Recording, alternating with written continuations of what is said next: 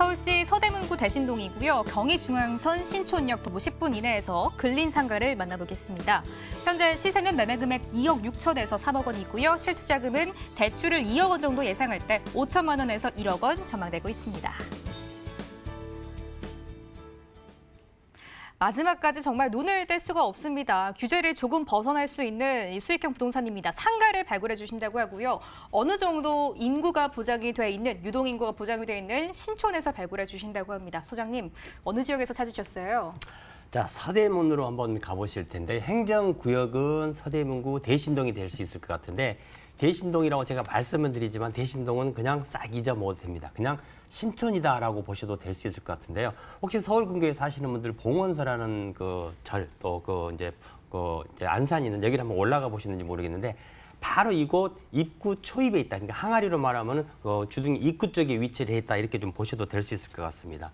이제 굳이 가까운 역을 말씀드린다 그러면은 2호선 신촌역이나 경의중앙선 신촌역에서 도보로 한 15분 정도 떨어져 있다라고 좀 10분에서 15분 정도 떨어져 있다고 보시면 될 수 있을 것 같은데 바로 아래쪽에 좌측에 연세대학교, 우측에 이제 이화여대가 자리 잡고 있죠. 그 밑으로 더 내려온다 그러면 서강대라든지 홍대 이곳의 학구는 제가 입 아프게 말씀을 안 드려도 잘 아실 테고요. 또 신촌 일대 같은 경우에는 이제 젊은 사람들이 많이 모이는 그런 이제 특성화가 좀 돼 있는 지역이다라고 보시면 될 수 있을 것 같은데 신촌 상권뿐만 아니라 이곳에서 이제 둥지를 틀었을 경우에 종로, 시청, 광화문이라든지 또 심지어는 상암이라든지 서울 시내 중심권에 위치해 있기 때문에 출퇴근상 내지는 어디서 오더라도 직주 근접상 굉장히 좀 유리한 지역이다라고 보시면 될 수 있을 것 같고요.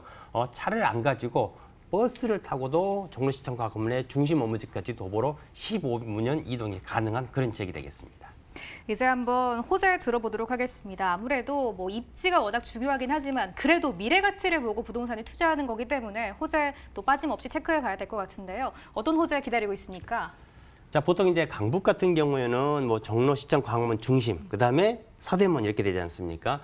이곳에 만약에 이제 직장이 있거나 아니면 내 이제 가게가 있거나 아니면 내 점포가 있거나 이렇게 했을 경우에 출퇴근이 거리가 굉장히 가까운 거를 굉장히 많이 선호를 하게 되는데요.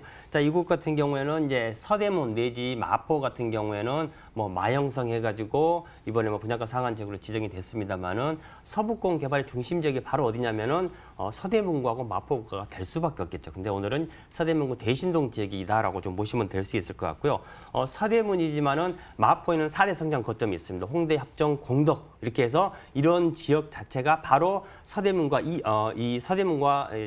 지금 서대문과 마포구가 2호선을 중심부터 위아래 같이 자리를 잡고 있는데 바로 마포 4대 성장 거점이 이곳 서대문까지도 효력을 바로 미칠 수 있는 그런 개발 호재다라고 보시면 될 수 있을 것 같고요. 신촌 또 2대 상권, 신촌 상권 많이 들어보셨을 겁니다. 이 신촌역 일대를 이제 도시 재생 사업으로 이제 서울시에 지정을 하면서 250에 12 정도도 이제 추가 투입이 된다고 그러더라고요. 자, 이곳이 젊은 어떤 직장인들의 내지는 창업의 멘토 역할을 할 수 있는 그런 지역으로도 거듭이 난다라고 보시면 될 수 있을 것 같고요.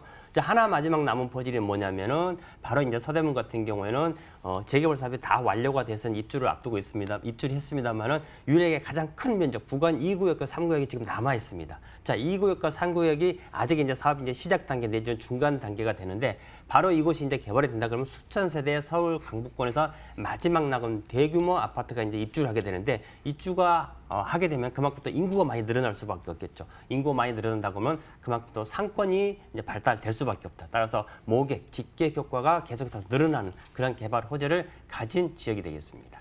이제 지역 이야기 들어봤으니까 상가를 어떻게 찾는지 배워보도록 하겠습니다. 보장된 지역입니다. 신촌의 상가니까 아무래도 좀 겉모습도 중요할 것 같고요. 층수도 많이 중요할 것 같습니다. 소장님, 어떤 상가 어떻게 저희가 공략해 볼까요?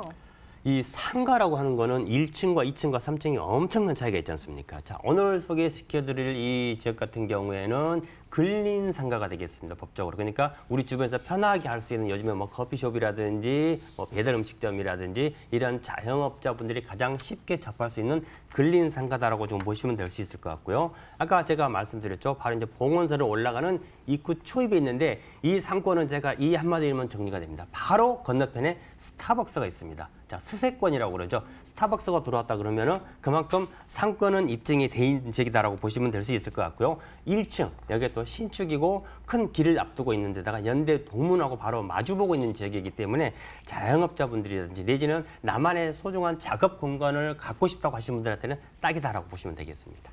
이 S카페가 워낙 부동산 투자를 잘하기로 유명한 이 사업지인데 아무래도 이 카페가 보시는 곳 바로 옆에 있다니까 조금 더 투자성이 확신이 되지 않을까 이런 생각을 해보고 있습니다. 신촌의 상가입니다. 이제 마지막으로 시세와 투자금 분석해 보도록 하겠습니다. 상가니까 월세 얼마나 받을 수 있는지 이 부분도 좀 중요하게 체크해 주시면 좋을 것 같아요. 네, 두 가지로 나눠서 말씀드릴게요. 자, 일단 이제 투자를 하신다 그러면은 월세를 수익형으로 가신다 그러면은 보증금 1,000에서 월세 한 80에서 100만 원 정도 가능하실 것 같고요.